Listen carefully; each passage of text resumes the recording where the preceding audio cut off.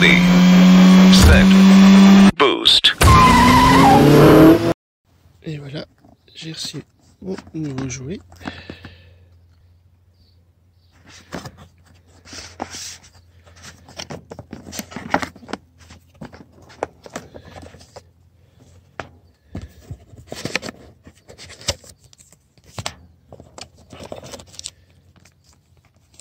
Un double face et le fameux Spring Booster avec sa petite télécommande.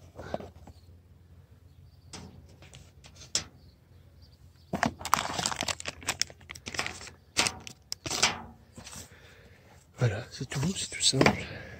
Il n'y a plus qu'à espérer que j'ai commandé le bon modèle pour s'adapter à ma Civic. Je vais regarder le mode d'emploi avant de continuer la vidéo. A few moments later. Alors avant l'installation, il demandait des petites choses. Choisir la transmission. Bon, dans mon cas, c'est une manuelle, donc il a fallu bouger le petit interrupteur qui est là. Je l'ai mis sur manuel. J'ai connecté la télécommande avec le Spring Booster. Je les ai branchés. Il est demandé de laisser la portière ouverte de la voiture pendant environ 10 minutes sans mettre la clé sur le contact, afin que le véhicule puisse checker le système électronique. Et ça va éviter d'avoir le check engine qui va s'allumer. Apparemment, ça pourrait peut-être faire une sorte d'erreur. Et ensuite connecter la pédale. Je vais aller faire ça tout de suite, parce que ça va faire bientôt 10 minutes que j'attends. Bon, on ouvre là dans la Civic. Donc le connecteur à enlever, bon, faut se contorsionner un petit peu. C'est celui-là qui viendra se connecter au Spring Booster. Le Spring Booster se mettra entre la pédale et le connecteur d'origine. Bon, je vais faire ça sans filmer parce que ça va être un peu compliqué. Je vous montre une fois que c'est monté. Voilà, c'est installé. C'est vraiment tout simple.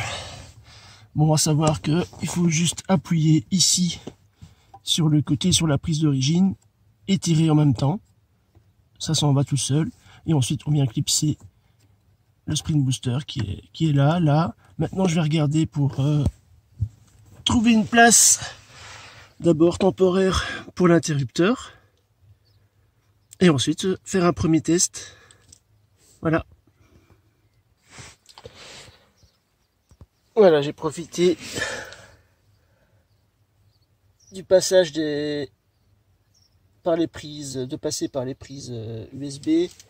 Là, je suis remonté par ici. Dans un premier temps, ça fera très bien l'affaire. Le Spring Booster est là. Ensuite, peut-être que je viendrai le fixer de ce côté-ci, ou simplement qu'il resterait là. Je vais faire mon premier démarrage et on va voir un petit peu si tout se passe bien.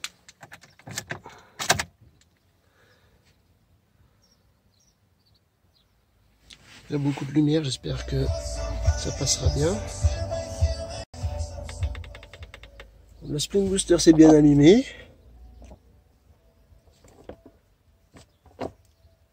Je sais pas si ça passe, mais...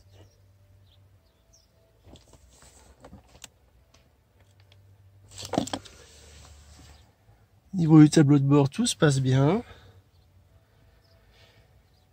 Bah écoutez, je vais faire mon premier essai et on va voir.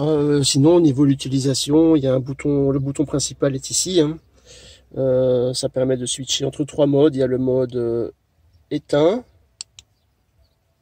Voilà, là il est éteint. Donc là on revient en configuration d'origine. Un mode sport et un mode race. Et les modes peuvent être modifiés légèrement en augmentant ou diminuant la sensibilité. Voilà.